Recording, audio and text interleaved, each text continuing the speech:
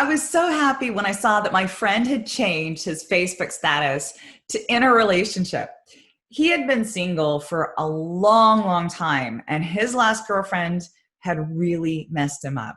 I wasn't sure if he'd ever trust anyone again. He was the kind of guy who was slow to warm to new people anyway. He didn't get out a lot, and I think he'd never really gotten his confidence back. So, of course, the next thing I wanted to know was, who was this mystery girl?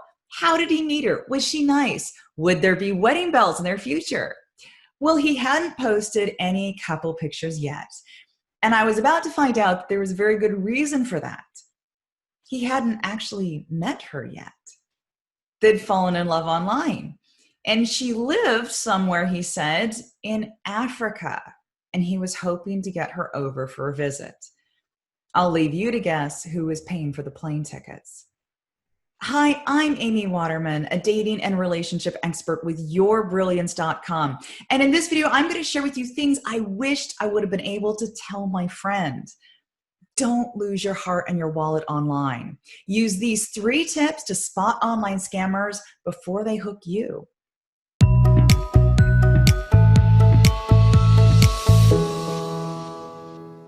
It can happen to anyone. The number of romance scams reported to the FTC has nearly tripled in the past 5 years. Last year, folks lost over $200 million to romance scams. And a lot of these scams are now happening online. One study found that 1 in 10 online dating profiles are completely fake. Men's profiles are more likely to be faked than women's. And the highest fraud rates come from Nigeria, Ghana, the Netherlands, Romania, and South Africa.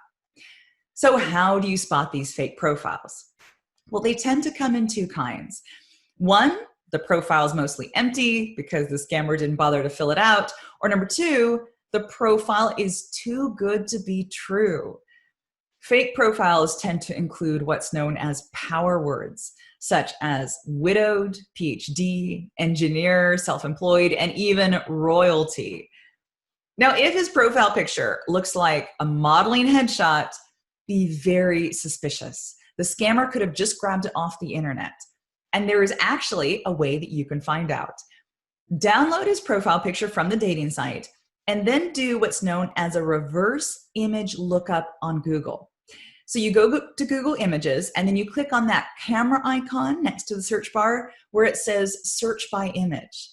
You upload his profile pic and you see what Google can find. Now, if you're lucky, Google will find the real guy and everything will check out. But if things don't check out, report that scammer to the dating site. So that's the first thing you should do. Pay attention to his profile. The second thing you should do is to avoid falling for the fantasy of love at first text. Now, I know how powerful love at first sight is, but remember that it's love at first sight. You have to see each other face to face and be in each other's presence before you can really know how you feel about each other.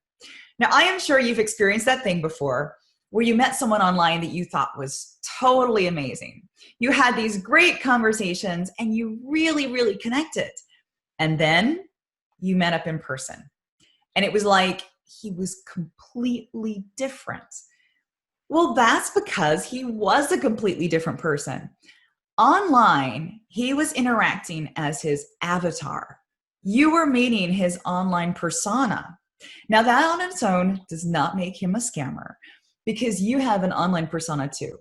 We're all different online because when we interact via text and memes, it's just not the same as interacting via body language and vocal tone. What makes a scammer different is that they will try to convince you that it's true love even though you've never met each other. They will convince you that what you have together is special and amazing and unlike anything they've ever experienced with anyone else. And that's going to feel really good to hear. Scammers know psychology. They will make you feel heard and appreciated and adored.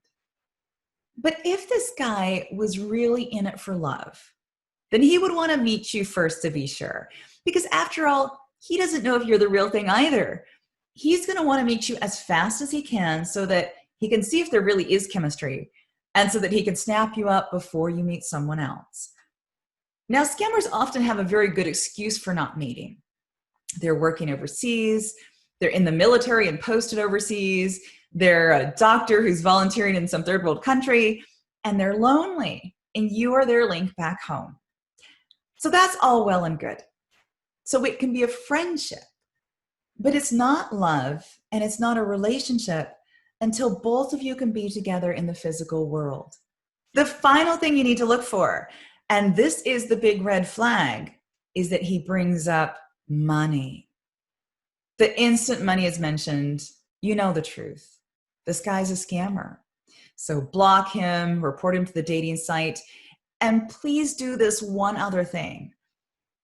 As long as we stay quiet about what happened to us, because we're too embarrassed to admit we fell for it, these romance scammers are going to keep on scamming other people.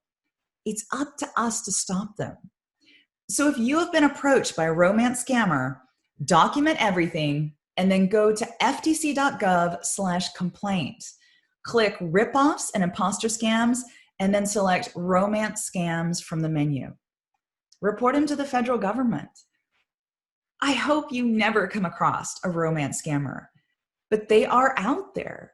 So be aware and protect yourself and share this information with your friends. I wish that I could have shared these tips with my friend, but I knew that he did not want to hear a bad word said against his girlfriend. He had to find out all this the hard way for himself. So you take care of yourself and stay strong.